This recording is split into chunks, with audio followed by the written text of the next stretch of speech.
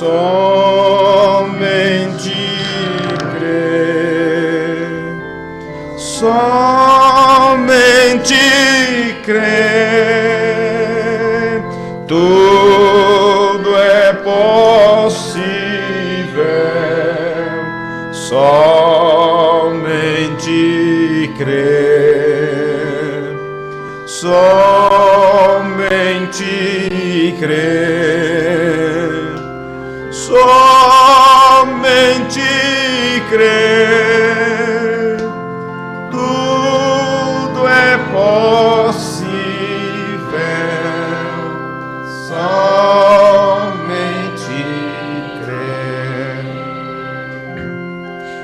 Senhor Deus, amado Pai, Deus bendito e eterno e soberano, voltamos mais uma vez a estarmos congregados juntamente com os teus filhos, com irmãos presentes, com irmãos que estão à distância cultuando juntamente conosco, de vários outros lugares, de lugares diferentes, de congregações diferentes, mas todos com o mesmo desejo de servir ao Senhor com alegria, de aprender do Senhor no teu templo, de te adorar em espírito e em verdade, de estar na tua presença.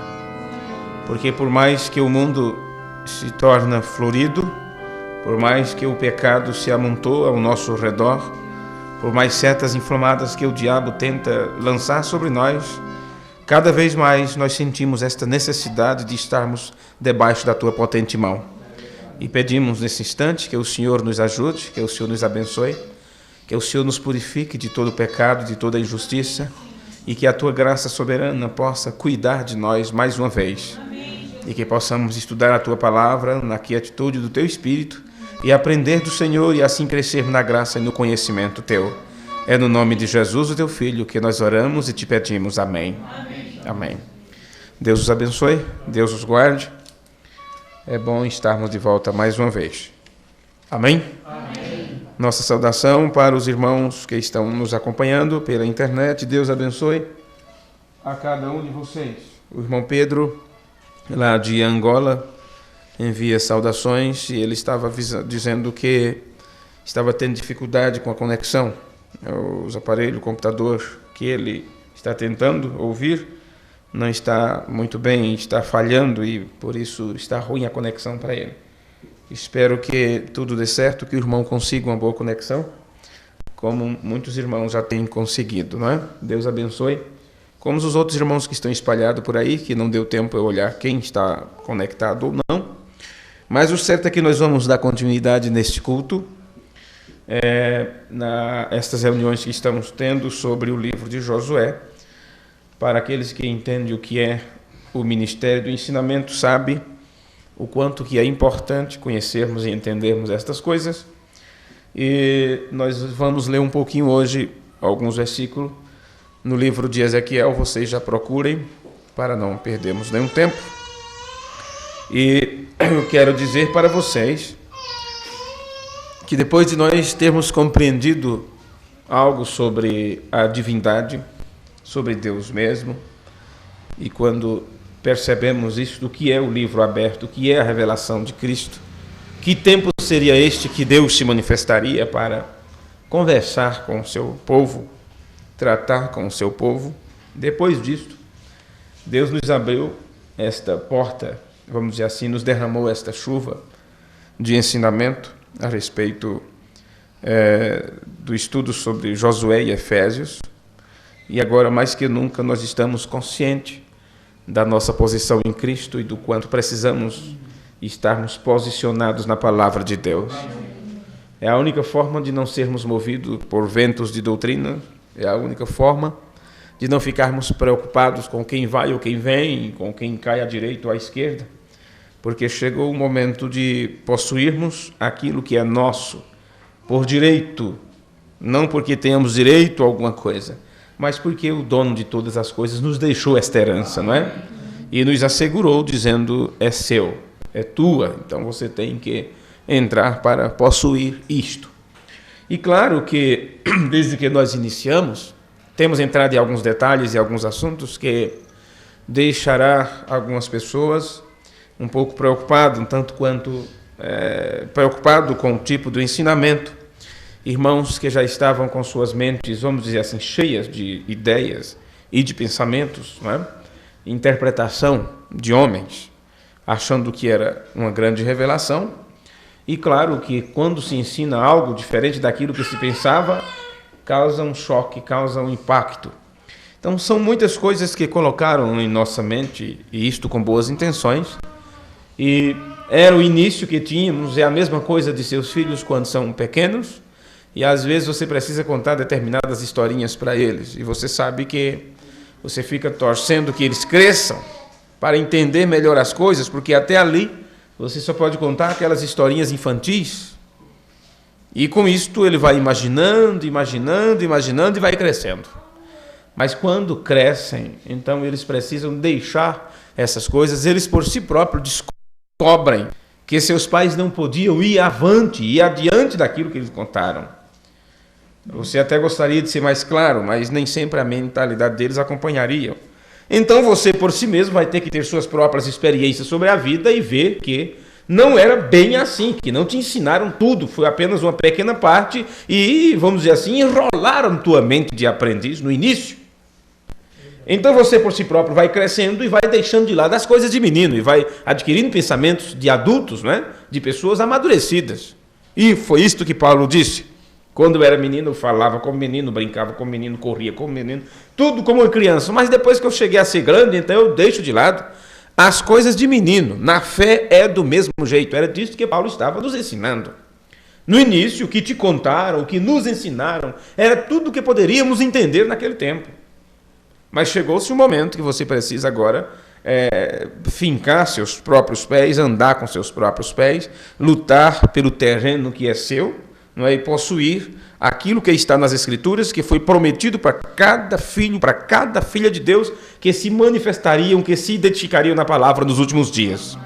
Agora, tem aqueles que ficam grandes, que crescem e não deixam de lado as coisas de menino. Tem aqueles que crescem e ficam velho, adulto, na idade, mas no pensamento, na cabeça, continua com a mesma bobagem de criança. A mesma bobagem de criança. E a mesma coisa na palavra de Deus, é no aprendizado das Escrituras. Tem pessoas que passam tanto tempo e ficam velhos e morrem. E, no entanto, com pensamentos infantis. Isto tem acontecido muito nesta mensagem. E, claro, quando você vai dizer, olha, aquilo que te contava era uma história, você só podia entender aquilo, mas não era completamente a verdade, e as pessoas dizem, não, mas meu pai me ensinou. Mas minha mãe me disse, mas meu avô... Então eu vou morrer achando que ele está certo. Mas ele também era uma criança, e o aprendizado que ele teve, se ele não amadureceu, morreu como criança no pensamento, não é? E só podia te passar coisas infantis. Então chega-se um momento de você entender coisas mais sérias, e essas coisas mais sérias, a quebra com todos os sonhos que você tinha quando era criança. Estão entendendo isto? Não é mesmo?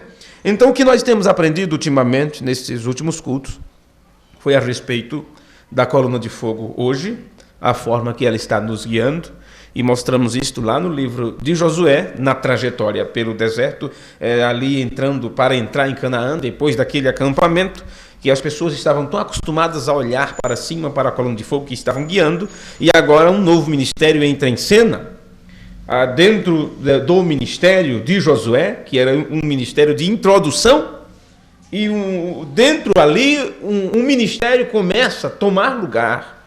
E as pessoas precisam agora olhar os sacerdotes que estariam levando a palavra. E ao levar a palavra, eles se tornam um com a palavra.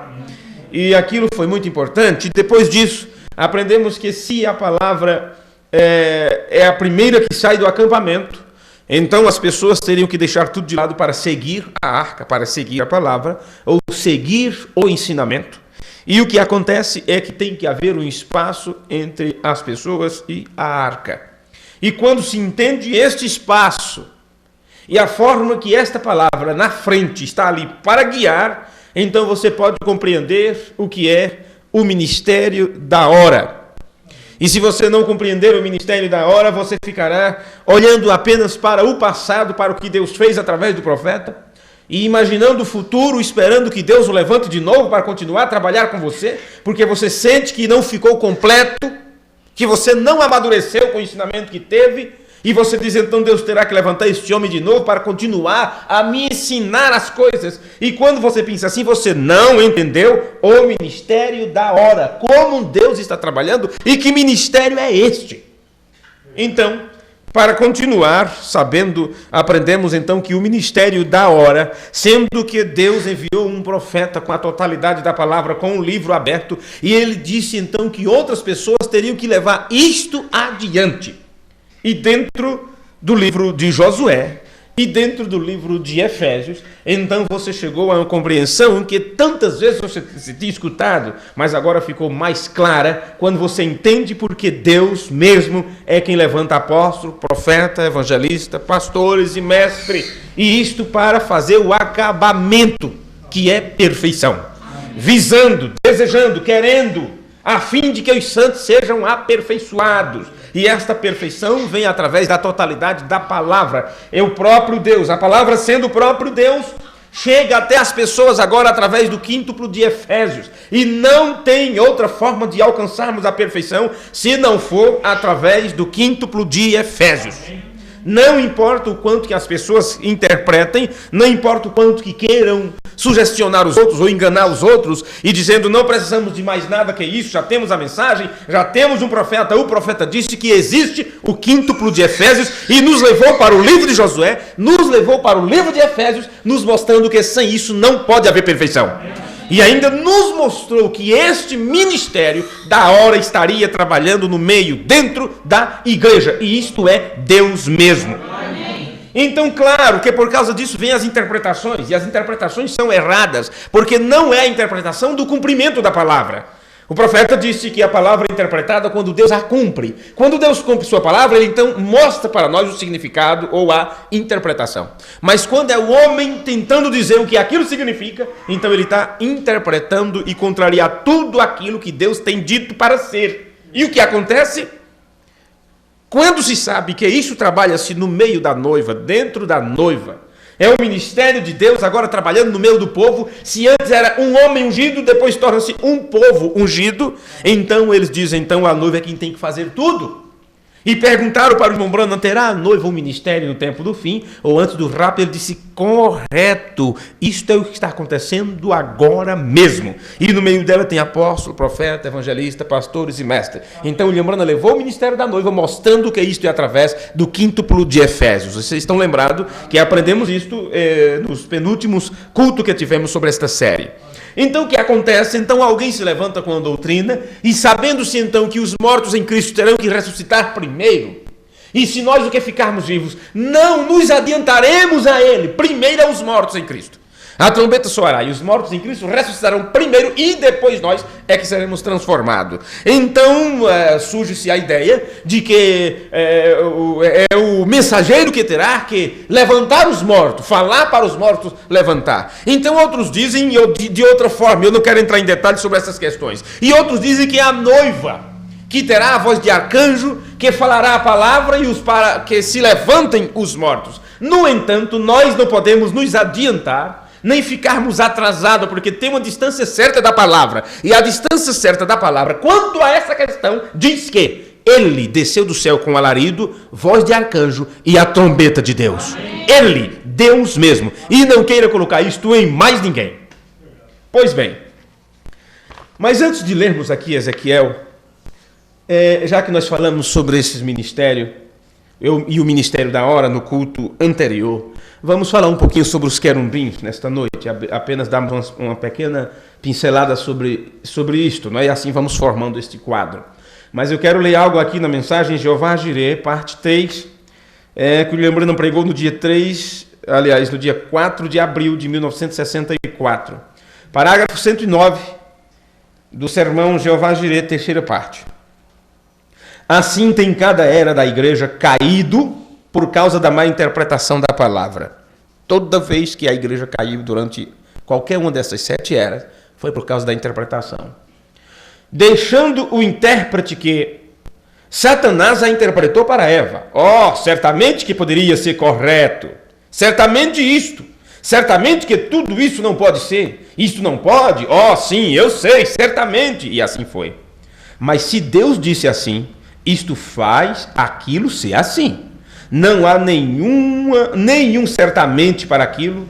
Necessariamente vos é nascer de novo. Vocês têm que receber o Espírito Santo, ou isto, ou perecer. Observem ele aqui. Vem ele, aqui vem ele. E Jesus e Deus se tornam um. Eles estão unidos, como no Éden, onde era Adão e Eva, eram no princípio o mesmo Espírito. Seus nomes eram chamados de Adão, vem, ele era ambos. Adão e Eva juntos. E quando foram separados para irem para o teste, o que aconteceu? Eva caiu pela palavra, aquela era a palavra. Adão saiu após ela para redimi-la, mas ele não pôde fazer aquilo. Ele não era digno de redimi-la. Então depois veio o segundo Adão para redimir a igreja, a qual estava em tipos e em sombras. Agora, tão certo como Adão e Eva tinham que ser o mesmo Espírito, Cristo e a igreja têm que ser o mesmo Espírito, o mesmo ministério. As obras que eu faço, vós a fareis também. Vê o que eu quero dizer? Eles tiveram de unir-se, um espírito, carne e sangue. E Jesus Cristo e sua igreja são um espírito. Como pode a igreja negar a criação? Como pode a igreja negar aquilo que Cristo disse-lhe para fazer? Como nós podemos negar isto e então dizer que somos de Cristo? Se vós habitais em mim e minhas palavras habitam em vós, peçam o que querem, isto vos será dado. Eu sou a vinha, vós os ramos. E a vida que está na vinha dá vida ao ramo para produzir frutos. Produtores de frutos. Cada ramo que não produzir bons frutos será cortado fora. Esta é a maneira das organizações. Eles quebram isto, fazem uma bagunça com a palavra e começam daquela maneira. E um começa desta maneira e outro daquela maneira. E a primeira coisa que você sabe é que uma pequena turma de ricos vem e eles têm suas ideias nisso. E a primeira coisa que você sabe é que quando aquilo se tornou um grande bando da Babilônia, eles apenas podará isto fora. Ele, Deus, apenas podará isto fora. Nunca uma organização se levantou e permaneceu sem cair. E cada uma caiu, nunca mais se levantou novamente. Ele trará um homem de algum outro lugar e ele fará isto, certamente. Observem isto. Eles tinham que se tornar um.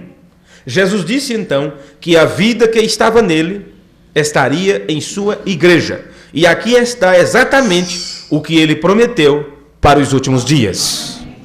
O que nós lemos antes, ele disse assim: agora tão certo como Adão e Eva tinham que ser o mesmo Espírito, Cristo e a igreja têm que ser o mesmo Espírito, o mesmo ministério. Amém?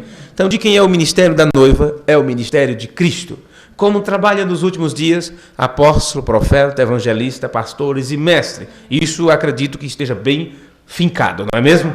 Está bem batido.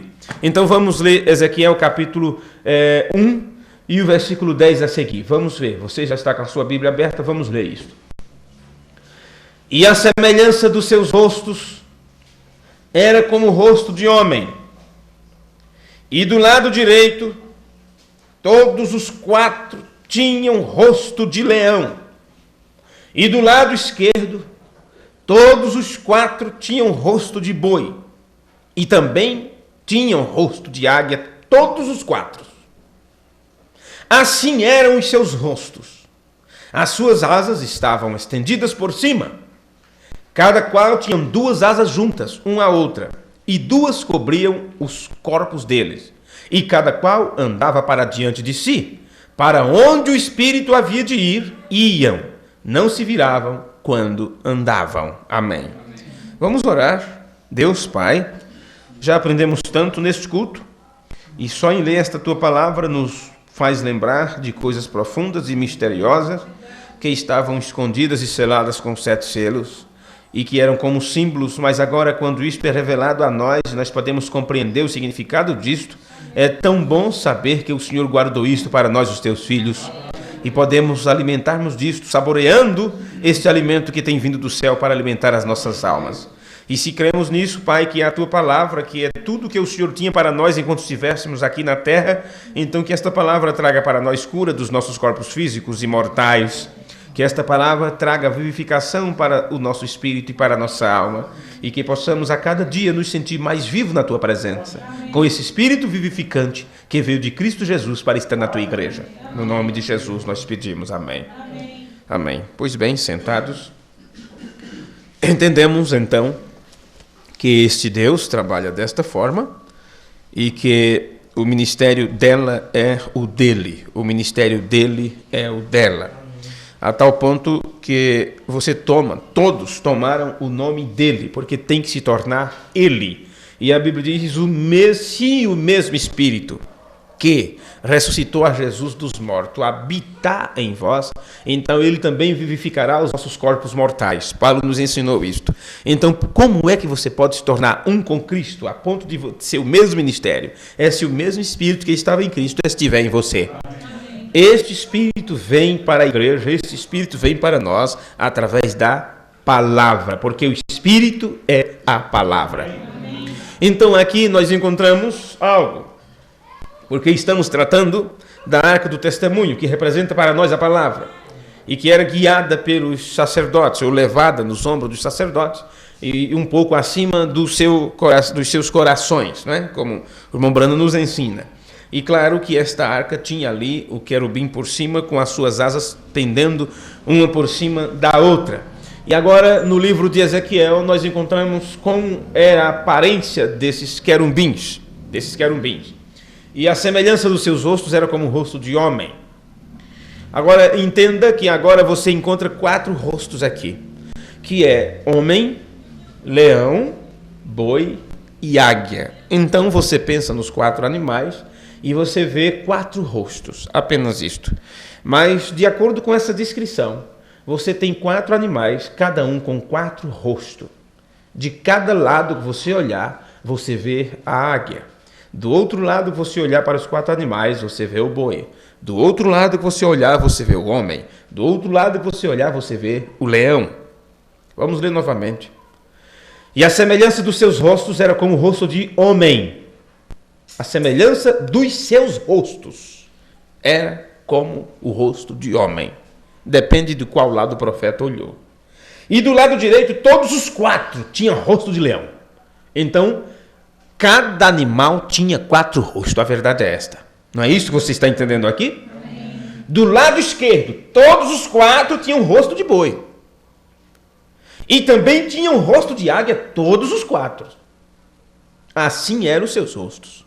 Pois bem, no último culto, aí está porque eu estou voltando com este assunto outra vez a respeito da arca e deste prosseguimento, porque no último culto que nós tivemos, o título Ministério da Hora, eu li algo numa mensagem, disse para vocês que não sabia que mensagem era aquela, porque eu li apenas as iniciais que estava, e era RJC. Quem lembra disso? Não é? Pois bem, simples, revelação de Jesus Cristo. Não é? No livro A Revelação de Jesus Cristo, eu tenho ele é um livro grosso assim, contém as eras da igreja no original, que ele falou de púlpito, e também outra mensagem, ali como as 10 virgens, algo assim. Na página 621, ele ensinou assim: qual é o símbolo aqui, irmão Brana? O que é?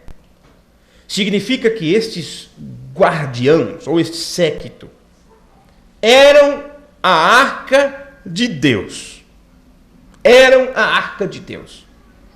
Claro que não está se tratando da peça, da arca em si.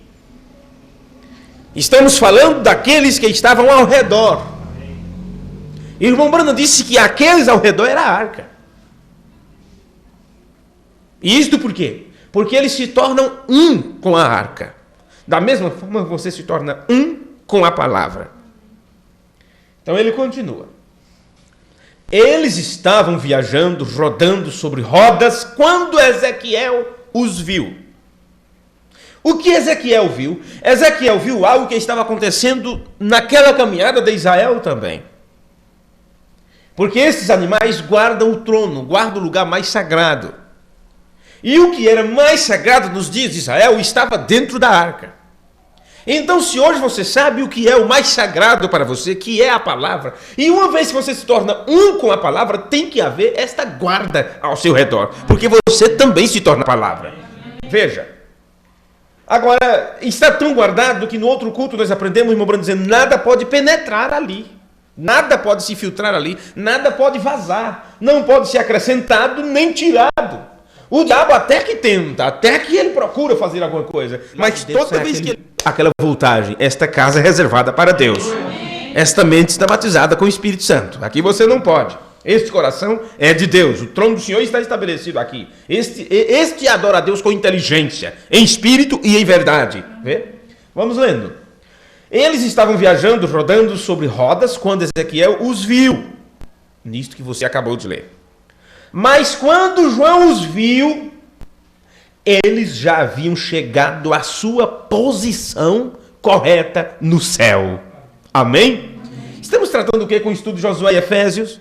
A igreja entrando na posição, possuindo a terra, estabelecendo-se em Canaã, que é o Espírito Santo. Então, enquanto não se chega, você está rodando, está procurando, está viajando. E foi assim que Israel passou toda a sua caminhada. E foi assim que o profeta Ezequiel viu aquela visão. Eles estavam em movimento. Virava para um lado, virava para o outro, mas apenas eles faziam aquilo pela direção do Espírito. Ezequiel diz, no seu capítulo 1, que eles não se viravam nem para um lado e nem para o outro. Quando eles iam para uma determinada direção, eles estavam fixos ali. Por quê? Na frente estava a palavra, aquilo que eles estavam guardando, vê? E seguindo. Então o irmão Bruno está dizendo aqui que quando Ezequiel viu, eles estavam em movimento, caminhando, em processo. Você estava caminhando. Mas aqui ele diz, mas quando João os viu, eles já haviam chegado à sua posição correta no céu. Então vamos ver como é que João viu essa posição correta. Pois bem, vamos para Apocalipse capítulo 4. Apocalipse capítulo 4, você que tem aí a sua escritura, vamos ler rapidamente aqui. É o último livro da Bíblia.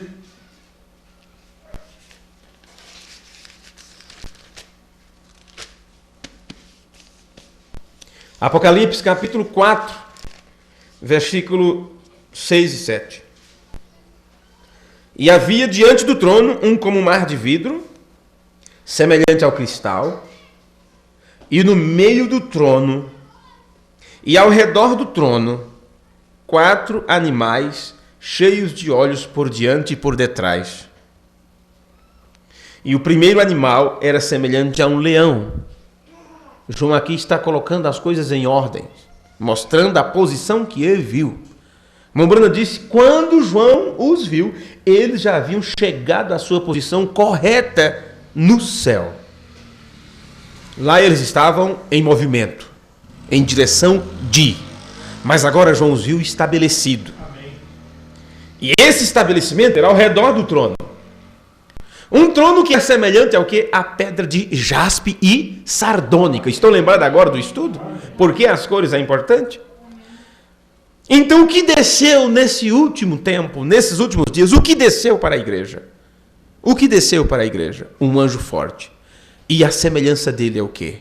Que cor ele se mostrou? A cor do pilar de fogo. William Branham disse a mesma coisa. Então diga-me, aonde está o trono de Deus? Onde está estabelecido o trono da majestade divina? Vê? E o primeiro animal era semelhante a um leão, e o segundo animal semelhante a um bezerro, e tinha um terceiro animal, o rosto como de homem, e o quarto animal era semelhante a uma águia voando. Paramos por aí, este versículo. Deixe-me continuar agora na mensagem. Mas quando João os viu, eles já haviam chegado à sua posição correta no céu. A arca de Deus estava na terra, rodando sobre rodas, enquanto a levavam de lugar em lugar. Significa que estava viajando. Eles o levaram por todo o caminho através do deserto e a puseram de todo no templo, e assim deste modo. Foi isso que Ezequiel viu. Um processo, um encaminhamento. Mas quando se chegou em Canaã, foi diferente. Mas quando João viu, não tinha esses movimentos todos. Eles estavam estabelecidos na posição ao redor do trono de Deus. Na página 634, a revelação do livro A Revelação de Jesus Cristo. 4 são os evangelhos. Os 4 evangelhos vêm e observem toda a direção em que eles iam. Iam diretamente para adiante. Você não tem por que voltar atrás. Não tem por quê. O aprendizado foi bom, o que te ensinaram foi muito bom. O que explicaram sobre muitas coisas, o que eu mesmo te expliquei há tempos atrás, aquilo foi muito bom. E aprendemos muito com aquilo, mas chegou um momento que você disse, tem algo mais. E, inclusive, alguma coisa não estava boa. Não estava bem feito. Temos que derrubar esta parede e começar de novo isso aqui. Vê? Então se esquece das coisas que para trás fica e prossegue-se em busca do alvo, em busca do alvo. O alvo sempre terá que estar na tua frente. Vê? Observe, em toda direção em que eles iam diretamente para adiante. Eles não se contradiziam um ao outro. Agora observe como tem vindo esse ministério de ensinamento, sempre levando a nossa mente, sempre levando o nosso aprendizado a crescer mais, aí sempre adiante, sem fazer rodeio, sem contradizer a palavra, porque uma vez que você é dirigido pela palavra, não há contradição, porque você está mantendo a distância correta, porque tem o guia na tua frente para te mostrar o caminho. Então é algo que tu vai apenas caminhando, tu vai apenas para adiante, em busca do alvo. Vê? Eles iam diretamente para adiante, eles não se contradiziam um ao outro, eles ficam um com o outro, cada um deles, vê? Um vai com a astúcia de um homem, o outro vai com a rapidez de uma águia, o outro é um pastor com firmeza, vigor, o outro é forte, o outro é astuto, vê? Protegido a cada lado. Deus está protegendo este evangelho do Espírito Santo. Creia nisso, irmão. Deus protegendo. Então, não me pergunte como é que pode só agora, porque só agora eu sei o que sei, porque só agora Deus mostrou essas coisas, porque e se eu não tivesse chegado a conhecer isto? E se eu tivesse permanecido enganado? Se você faz parte da palavra, então Deus está protegendo você. Você faz parte deste evangelho do Espírito Santo. Você é boas novas também. Você é boas novas. Agora, na mensagem, o conflito entre Deus e Satanás, no parágrafo 60, inclusive eu estou com ela aqui, acredito que todos vocês têm, não é? Todos os irmãos pegou essa mensagem. Quem não tem, eu ainda tenho alguns exemplares dela. No parágrafo 60, o profeta ensinou assim: vê, em todas as direções eles iam. E Ezequiel viu o quadro da visão. Desta forma, o Espírito de Deus estava se movendo. Tinha a face de um boi neste lado, isto tinha a face de um leão, e a cada lugar que ele ia, isto tinha uma face. Para cada lado que se virava era guardado. Tem uma cara ali. E interessante que esta face que se vê, não importa se é de um leão, se é do boi, se é da águia, se é do homem, cada lado que se vira e vê uma face, aquela é a face da palavra. Amém. Foi dito que nos últimos dias, ou foi dito que chegaria um tempo, quando você o conheceria como ele é. Vê? E diz, porque o veríamos face a face.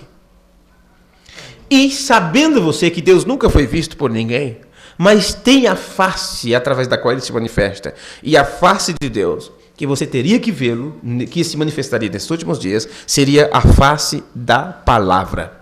E quando ele se mostra com sua cabeleira branca, está mostrando exatamente o que a palavra dizia que ele faria, ou como ele se apresentaria. Você não tem como ver a face da palavra se não vê ela em cumprimento. Tinha a face de um leão, e a cada lugar que ia, isso tinha uma face. Para cada lado que se virava era guardado. A palavra de Deus não tem por onde sair. Está fortificada em todos os lugares. Para cada lugar que você vai, o que acontece, irmã Brana? Assim diz o Senhor. Vira-se para o outro lado, o que acontece, irmã Brana? assim diz o Senhor. Vai para o outro lado, o que tem ali, irmão Brana? Assim diz o Senhor. Então você fica numa posição que você nem entra e nem sai, porque aquilo se torna você. Você se torna a palavra. Não adianta mexer, não adianta tentar tirar, nem sequer acrescentar. A única coisa que é acrescentado é palavra sobre palavra, palavra sobre palavra, revelação sobre revelação. Amém. O profeta irmão Brana, ele utilizou Ezequiel capítulo 1 e estava ilustrando para nós aqui a unidade do ministério, onde ele diz, vê, todos se viravam para o mesmo lugar, vê, cada lugar que se virava tinha uma face, vê, em todos os lugares estava guardado, vê, em cada lugar o assim diz o Senhor. O que é que o irmão Brana está nos ilustrando aqui com Ezequiel 1? Ele está nos mostrando a unidade do ministério. Não pode, eu vou repetir quantas vezes sentir necessário, não pode haver erro doutrinário no quíntuplo de Efésios. Porque é o ministério através do qual Deus trabalha nos últimos dias para levar a sua igreja noiva à perfeição. Amém. E quando se fala em perfeição, está falando sobre a medida da estatura de varão perfeito. Cristo. Ela tem que se tornar Cristo. É Cristo em vós, a esperança da glória. E isto vem através do ministério da hora. O quíntuplo de Efésio em operação dentro da igreja. Agora, isto tem que estar em unidade.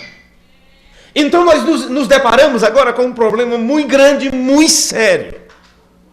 Porque se cada pregador do evangelho tem uma ideia, porque se cada ministro tem uma interpretação própria, e se cada um que se auto-intitula mestre, apto para ensinar, tem um ensino totalmente diferente um do outro, então isso não está em conformidade com as escrituras. Está uma cara de águia para cá, uma cara de boi para lá, e uma cara de não sei o que para o outro lado, uma cara de gia ou de sapo para o outro lado, não é? Porque aí enrola tudo, todos os animais. Romanos 1. Termina se adorando mais a criatura do que o Criador e colocaram sua adoração em répteis e aves e quadrúpedes e todas estas coisas. Porque se trata de animais e são 4 e Deus deu a característica, só aceitava esta característica dos 4 animais. Então todos os outros animais que querem também fazer parte, o que vai trazer? Não vai trazer a astúcia do leão. Aliás, não vai trazer a astúcia do homem. Nem a força do boi, aliás, nem a humildade do boi como animal de sacrifício. Não vai trazer a força do leão, não vai trazer a velocidade, a agucidade da visão da águia, não vai trazer. Vai trazer o coachar do sapo, o miar do gato, o cacarejar da galinha. E estou dizendo, estou no ministério, faço parte do ministério, e isto, e aquilo, e eu sou a porta, e eu sou aquilo outro. E cada um gritando, relinchando para tudo quanto é lugar. Gente... O irmão Brana está nos dizendo aqui, está nos ilustrando aqui a unidade do ministério. E o mais importante, a qualidade do quão completo está o evangelho sobrenatural. Veja que cada face no versículo 10 de Ezequiel 1 fala da unicidade. Fala de união, de uno. É 4 animal? É. Mas escuta, eu estou vendo 4 animal desse lado aqui, ó, em direção. 4 animal. Mas quando eu olho desse lado, tudo águia. Estão dizendo a mesma coisa. Aí o profeta se virava para o outro lado. Tudo boi, todos os 4. Os 4 se tornavam um só. Quando virava para o outro lado, tudo rosto de homem. Quando olhavam para cá, tudo rosto de leão. E ele disse, o que é isso? É assim que tem que trabalhar o ministério. Todos terão que dizer a mesma coisa. Agora, todos esses terão que dizer a mesma coisa que Deus disse. Essa é a diferença. Não é porque entraram em um seminário, não é porque foram a um concílio, não é porque se reuniram em um plenário e disseram, daqui por diante, vamos pregar só isso. E ninguém pode dizer mais nada. Aí diz, não, eu não vou pregar isso não, porque pastor fulano tal não pregou isso ainda. Não, isso tem que vir do plenário primeiro, isso tem que ir de tal lugar. Os 4 animais, o quíntuplo de Efésios. Veja. Agora, não é interessante porque 4 animais, não deveria ser 5? Já pensaram sobre isso? Se é o quíntuplo de Efésios, por que só apresenta 4 animais? Então você percebe que são 4 lados, esses 4 animais estarão guardando algo. Estará ao redor de algo, sempre esteve ao redor de algo. Então, se ao quíntuplo de Efésios, e um desses ministérios é o ministério profético, e ao profeta vem a palavra, e a palavra é que é o essencial, é a arca, é onde está o trono, é onde Deus, através do qual Deus está trabalhando, então esses outros 4 terão que estar ao redor daquilo que o profeta disse. E todos dizem, mas eu só falo o que está na fita, mas eu só falo o que diz o profeta. Como se cada um está pregando diferente um do outro? Então tem alguma coisa errada no lugar, nesse lugar. Então o que é que acontece? Então entra em operação os ofícios. O ofício de mestre, para pegar a doutrina apostólica e profética, destrinchar para as pessoas e apresentar para as pessoas. E se ele é um mestre e ele pode ensinar, então todos os outros ministérios têm que aprender com ele. Vê? O que é que o pastor ensina? O que é que o pastor tem para ensinar? O pastor não é o ensinador da palavra. Ele está ali para cuidar do rebanho, cuidar de pessoas e cuidar disto, e tratar de assuntos, disto, aquilo outro. Ele nem precisa ser um bom pregador. Agora, como eu posso passar para vocês o ensino do mestre?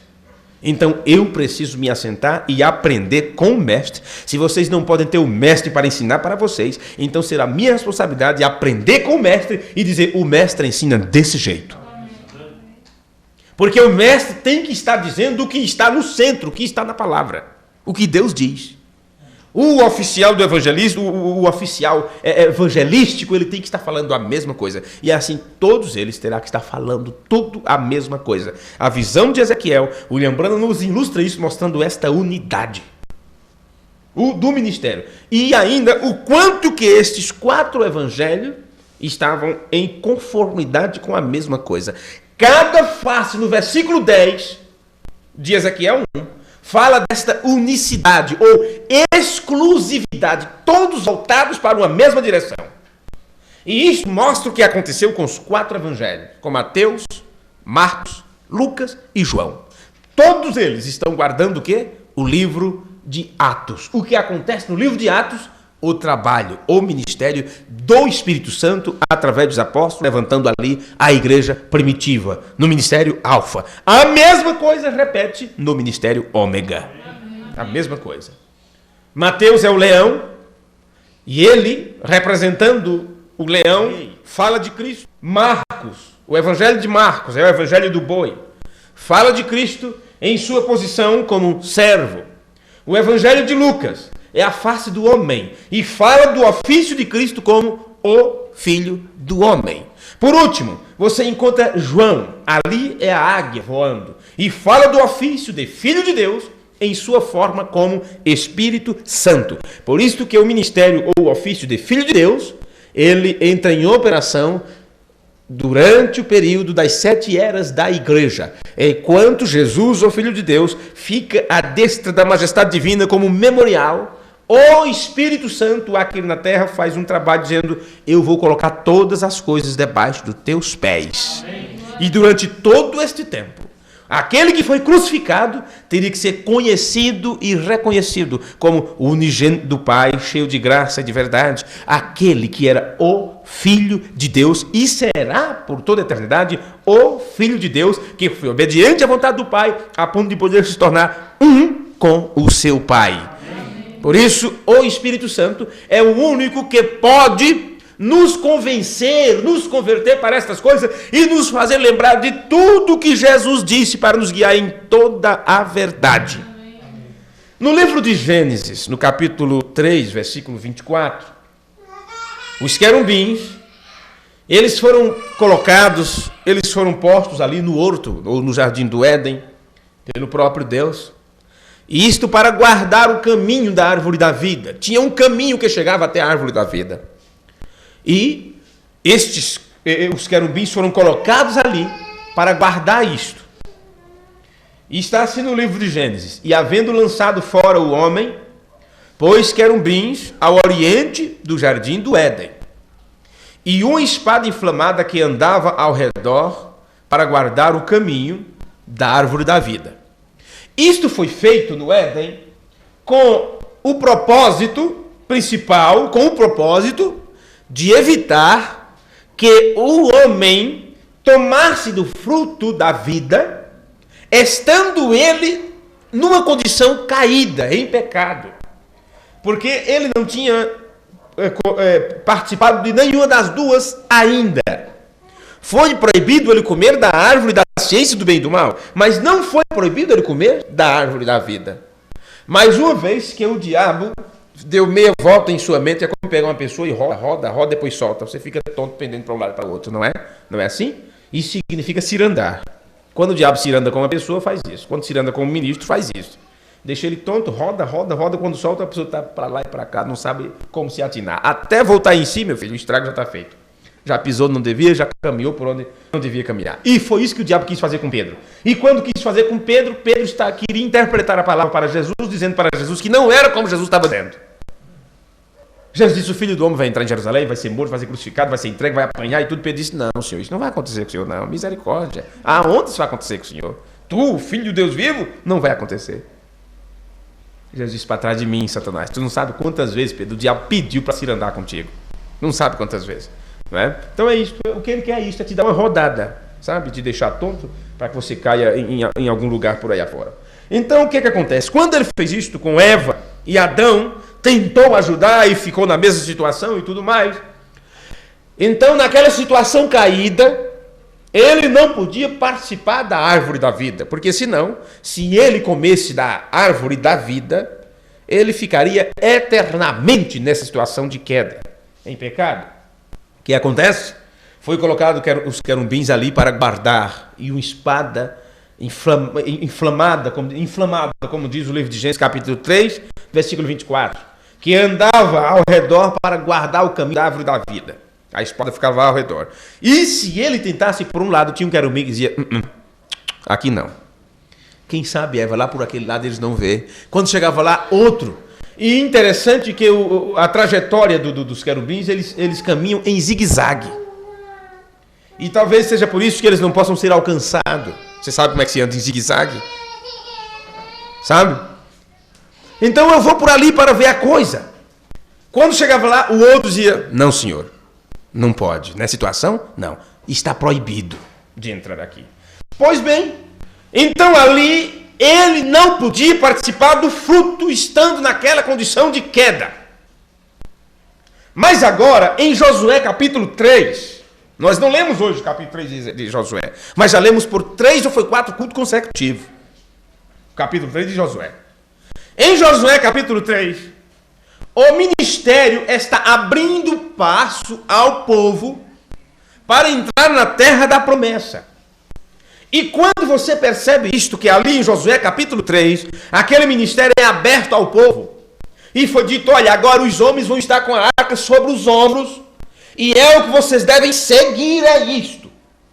Então aquilo abriu passo para que o povo entrasse na terra da promessa. E esta terra da promessa para Israel, que é Canaã, não é outra coisa para nós a não ser a nossa árvore da vida.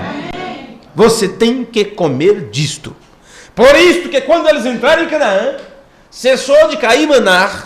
Eles não tinham mais maná para cair para alimentá-los. Não tinham mais cordonizes. Não, senhores. Eles tinham que se alimentar da própria terra. Da própria terra. Se você vê isso nas Escrituras, no livro de Apocalipse, capítulo 2, versículo 7, você percebe que aqueles que entraram na terra da promessa eram os vencedores. Vencer as tentações, vencer as provações, vencer as murmurações. Quando elas vinham e via alguém murmurando, eles diziam: não, eu não posso murmurar, porque Deus disse, então eu creio. Deus falou através de Moisés, eu creio. Então eles passaram de peregrinos para verdadeiros vencedores. E provaram que tinham vencido quando cruzaram o Jordão e entraram em Canaã e possuíram a terra. Eles estavam mostrando o quanto que eram vencedores. No livro de Apocalipse, no capítulo 2, versículo 7, diz: quem tem ouvidos, ouça, viu? Preste atenção o que o Espírito está dizendo à igreja. Quem tem ouvidos, ouça o que o Espírito diz às igrejas. Ao que vencer, dar-lhe-ei a comer da árvore da vida que está no meio do paraíso de Deus. Amém. O que você encontra aqui? Os guardiões já não estão mais ali, os querubins já não estão mais ali para dizer não, não, não, porque eles estão ali guardando o que é essencial, algo especial. Mas uma vez que você se tornou um com Cristo, um com a palavra, você se torna a palavra, você se torna o Espírito encarna-se em você. Você se torna a palavra escrita ou a palavra encarnada em corpos de carne outra vez, como nos ensinou o profeta. Então, quem pode te proibir mais de alguma coisa se você já se torna aquilo? Vê? Vê? Pois bem, é o mesmo ministério. Isto que você viu é a mesma coisa de Efésios 4. Aquilo que aconteceu no tempo de Josué, na saída daquele acampamento, para adentrar o rio e seguir para o outro lado para possuir a terra. Versículo 10, 11, 12. É o mesmo ministério que agora está levando a noiva à perfeição. O profeta nos ensina, ainda no livro A Revelação de Jesus Cristo, parágrafo 641. Venham a tomar a árvore da vida. Então vê? Não fique imaginando coisas imaginárias, pensando naquela árvore lá, aquela coisa bonita, e será que esse fruto eu posso comer? Qual que está mais amarelinho do que outro? Não sei que cor é esse fruto. Mas aqui o profeta está nos convidando para vir e comer. Então é isto agora, é já. Temos que ser participantes desta vida, porque esta árvore da vida está tratando da vida de Deus mesmo. Ele diz, venham a tomar a árvore da vida. Quero dizer algo. Em vez de que esses querubins estão guardando este trono, estão aqui fora, buscando, veja isto agora, veja porque não há proibição de você comer, porque ele está te convidando a comer desta vida de Deus, a ser participante desta vida de Deus, ou da natureza divina, vamos dizer assim. Observe, quero dizer algo. Em vez desses querubins estão guardando este trono, estão aqui fora, buscando, tratando de dirigir as pessoas, escoltando. Sabe o que é um escolta? Escolta? Vê? Observe. Está ali no meio. Está a coisa ali. Tem uma coisa principal aqui. É o quê? É o senhor presidente da república? O que é? É o andor do santo não sei de quem? Pedaço de gesso, sei das quantas? O que é? Tem alguma coisa e todo mundo observa aquilo vai caminhando. E tem a escolta ali ao redor. Aqueles mais próximos. Não importa se é um caixão. Tem uns 4 segurados ali. Pessoas da família. Parentes. Com lágrimas nos olhos. Porque aquilo era importante para eles em sua vida. Então querem prestar a última homenagem ali na sua morte. E todas essas coisas. Então vai aquela... Tem algo ali. E tem um escolta ali no meio. Agora lembre-se que esses 4 animais estavam escoltando ali a árvore da vida para que o homem em queda ou em pecado não entrasse. Lembre-se que aquela escolta que estava levando a arca e a brandice se tornaram também a arca. E se tornaram um só. Vê? O mistério de Cristo, o ministério da noiva se torna um só. E lembre-se que Ezequiel viu eles ao redor de algo. E em Apocalipse, João viu eles na sua posição, posicionados. Ao redor do trono estava ali. No meio do trono e ao redor do trono. Eles tomaram conta de tudo aquilo. Agora, William Branham está dizendo que esses animais, eles saem fora. Lembre-se que isso são oficiais. Lembre-se que isso é um ministério que trabalharia no tempo do fim. William Branham que eles estão aqui fora, escoltando o povo para o trono. Uma vez que eles guardam o trono, todos aqueles que se dirigem ao trono precisam também dessa escolta para não se desviar nem de um lado e nem para o outro. Sabe o que está guardado pelo próprio Deus? Vê? Aquilo que é tão principal, a palavra, que é o melhor que Deus tem para nós. Uma vez que você crê na palavra, uma vez que você recebe a revelação da palavra, então você se torna tão importante quanto a palavra. Você é tão eterno quanto Deus é eterno, disse William Branham. O que acontece então? Você também precisa ser escoltado até o lugar que você deve ficar também na posição como eles estão ao redor do trono de Deus, depois de terem passado por todo o movimento da trajetória. Amém? Amém. Estão aqui fora, buscando, tratando de dirigir as pessoas, escoltando-os ao trono, tratando de trazê-los pela porta, vê? Voltando botando a árvore da vida de novo, para que eles possam tomar isto. Amém. Jesus disse: eu sou o pão da vida que desceu do céu. O que come minha carne e bebe meu sangue tem vida eterna, e eu o ressuscitarei no último dia. Isto é certo. Oh, eu estou tão feliz. Amém. Deus foi tão bondoso quando nos mandou um homem tão humilde, não é? Para nos mostrar coisas tão profundas de uma forma tão simples, a ponto de podermos compreender de uma forma tão bonita, tão perfeita.